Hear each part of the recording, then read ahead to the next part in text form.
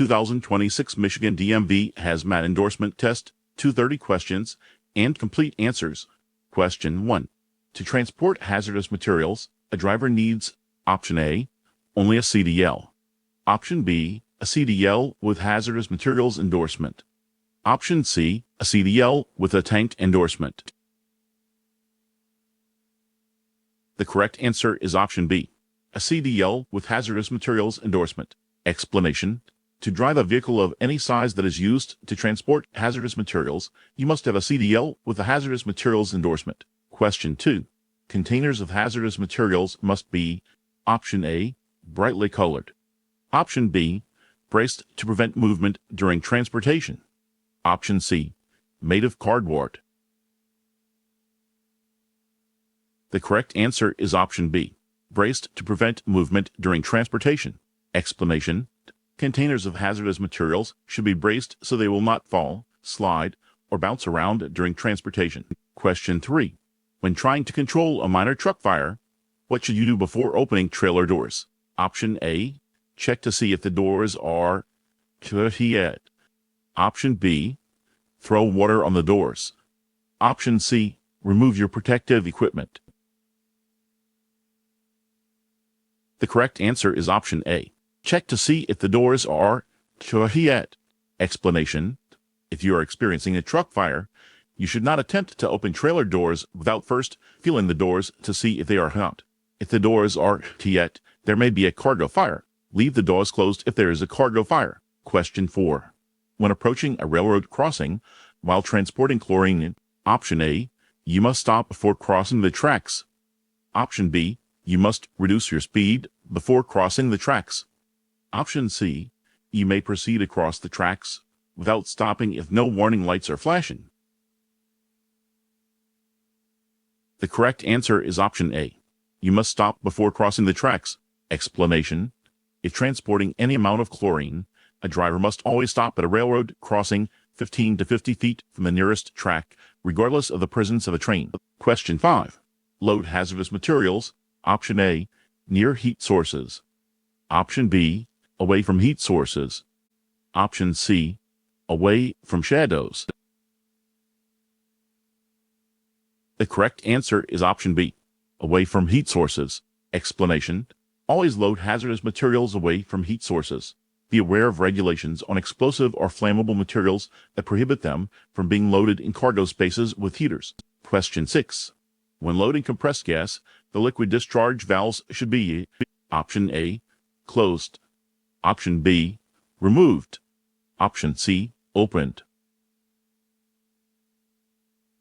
The correct answer is Option C, opened. Explanation.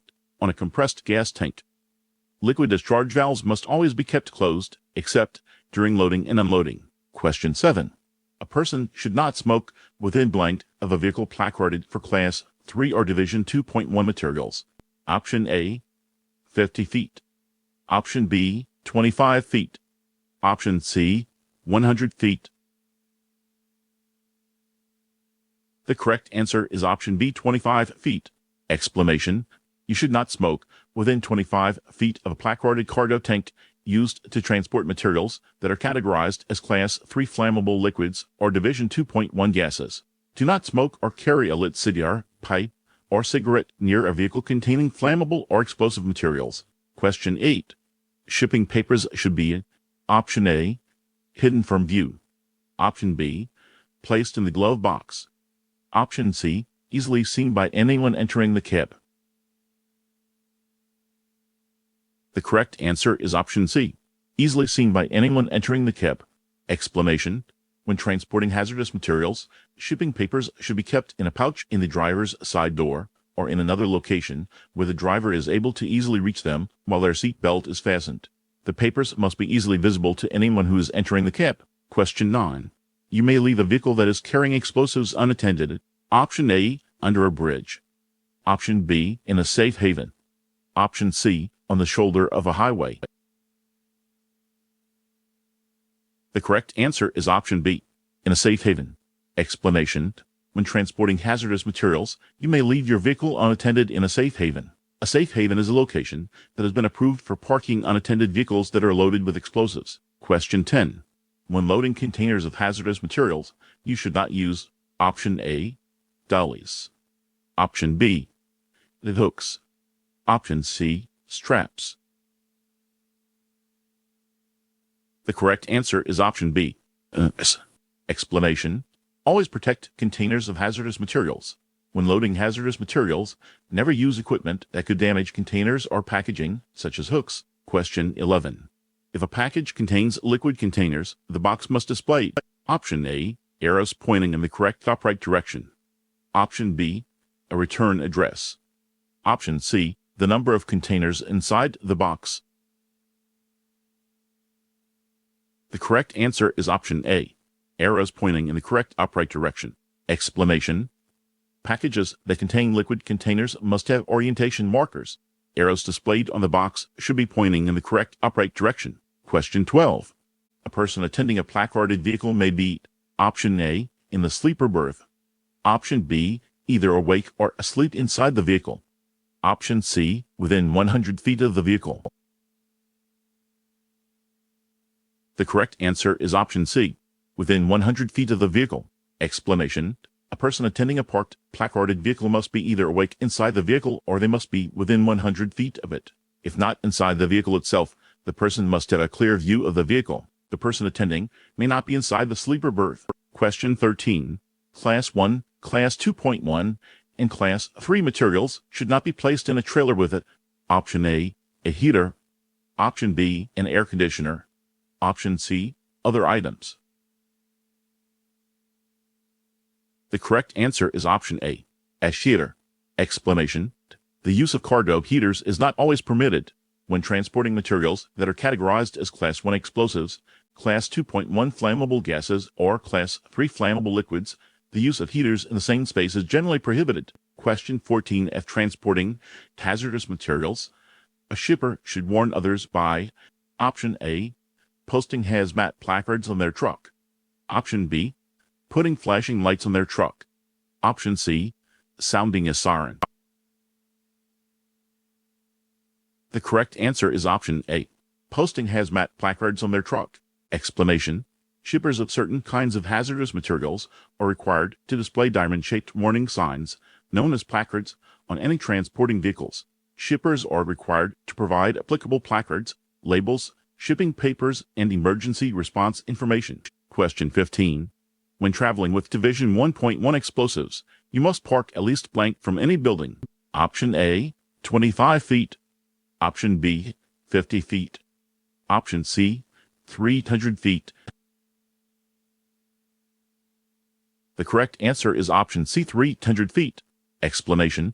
When carrying Division 1.1, 1.2, or 1.3 explosives, do not park within 300 feet of a bridge, tunnel, or building, a place where people gather, or an open fire. Question 16. Which type of material may be required to have a transport index? Option A, liquid. Option B, combustible. Option C, radioactive. The correct answer is option C, radioactive. Explanation. Some radioactive materials are required to be accompanied by a transport index. A transport index is a number that indicates how much control the material will require during transport. The total transport index of all cargo in a single vehicle may not exceed 50. Question 17. If you are transporting hazardous materials and the cargo is on fire, you should, option A, try to put it out with a fire extinguisher. Option B, contact emergency personnel and let them battle the fire. Option C, hope the fire goes out by itself.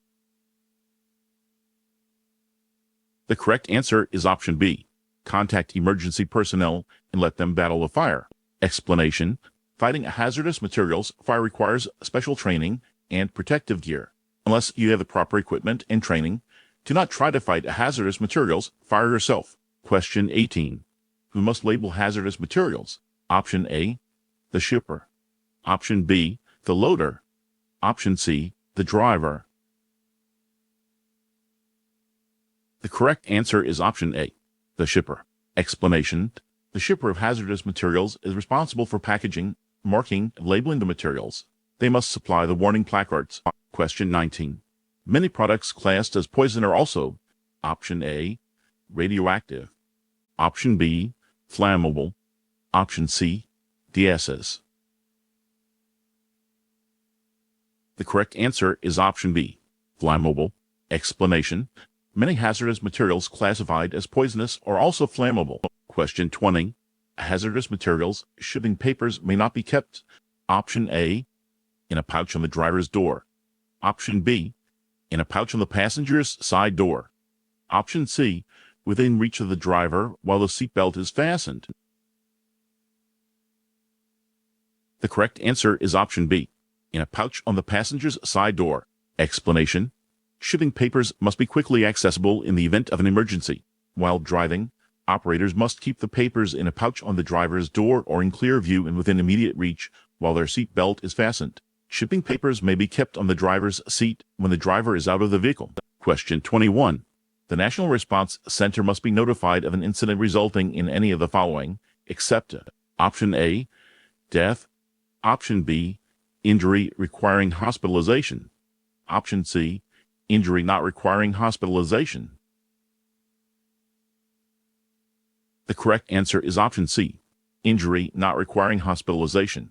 Explanation: the National Response Center must be notified of any incident that results in death, hospitalization, $50,000 or more in estimated property damage, and evacuation of the general public or closure of a major transportation route/facility for more than 1 hour, fire, breakage, spillage, or suspected contamination involving radiation, bacteria, or toxins. Additionally, if the carrier judges the situation to be so serious that it should be reported, it should be reported. Question 22. A person attending a placarded vehicle must be: option A, inside a gas station looking through a window. Option B, in the vehicle, awake or asleep. Option C, within 100 feet of the vehicle. The correct answer is option C, within 100 feet of the vehicle. Explanation: a person attending a placarded vehicle must be awake inside the vehicle or otherwise within 100 feet of the vehicle, know the hazards associated with the materials, know what to do in an emergency, and be able and authorized to move the tank if necessary. Question 23. Which agency helps coordinate emergency response to chemical hazards? Option A, the National Response Center. Option B, the Federal Containment Organization. Option C, the United Center for Chemical Assistance. The correct answer is option A, the National Response Center. Explanation: the National Response Center helps coordinate emergency response to chemical hazards. It should be contacted in the event of a hazardous materials spill. Question 24. An indicator that cargo contains hazardous materials is: option A, the cargo is stored in cylinder tanks. Option B, the cargo is picked up from a supermarket. Option C, the cargo is packaged in cardboard boxes. The correct answer is option A, the cargo is stored in cylinder tanks. Explanation: packaging can be an indicator of whether or not materials are hazardous. Cylinders and drums are often used to hold and transport hazardous materials. Question 25. While driving, shipping papers should be: option A, within reach. Option B, in the sleeping compartment. Option C, hidden under a seat. The correct answer is option A, within reach. Explanation: while hazardous materials are being transported, shipping papers should either be kept in a pouch in the driver's side door or in another location where the driver is able to easily reach them while their seat belt is fastened. The papers must be clearly visible to anyone who is entering the cab. Question 26. Placards showing the type of hazardous materials in a vehicle are usually which shape? Option A, a tall rectangle. Option B, a triangle. Option C, a diamond. The correct answer is option C, a diamond. Explanation: in general, vehicles carrying hazardous materials are required to display diamond-shaped warning signs on all four sides. These warning signs are called placards. Question 27. If your engine runs a pump used during delivery of compressed gas, you should turn off the engine. Option A, while unhooking the hoses. Option B, after unhooking the hoses. Option C, before unhooking the hoses. The correct answer is option C, before unhooking the hoses. Explanation: unless your engine runs a pump for product transfer, Turn it off when loading or unloading a compressed gas tank. If you do use your engine to run a pump, you should turn the engine off after the product transfer but before unhooking the hoses. Question 28. A hazardous materials identification number should appear option A on the transporting vehicle's bumper, option B on the materials packaging, option C on a sticker near the materials shipping container. The correct answer is option B, on the materials packaging. Explanation: a materials ID number must appear on its accompanying shipping paper as well as on its packaging. It also must appear on cargo tanks and other bulk packaging. Question 29. When traveling with Division 1.1 explosives, you may park no closer than blank from the nearest building. Option A, 10 feet. Option B, 50 feet. Option C, 300 feet. The correct answer is option C, 300 feet. Explanation: when carrying Division 1.1, 1.2, or 1.3 explosives, you should not park within 300 feet of a bridge, tunnel, or building unless you are parking for a short period of time while performing an operational necessity, like refueling. Question 30. Who must mark and label the materials for shipping? Option A, the carrier. Option B, the shipper. Option C, the driver. The correct answer is option B, the shipper. Explanation: shippers of hazardous materials are required to warn drivers and others about the risks of the materials by putting hazard warning labels on packages, putting placards in the transporting vehicles, and providing proper shipping papers and emergency response information.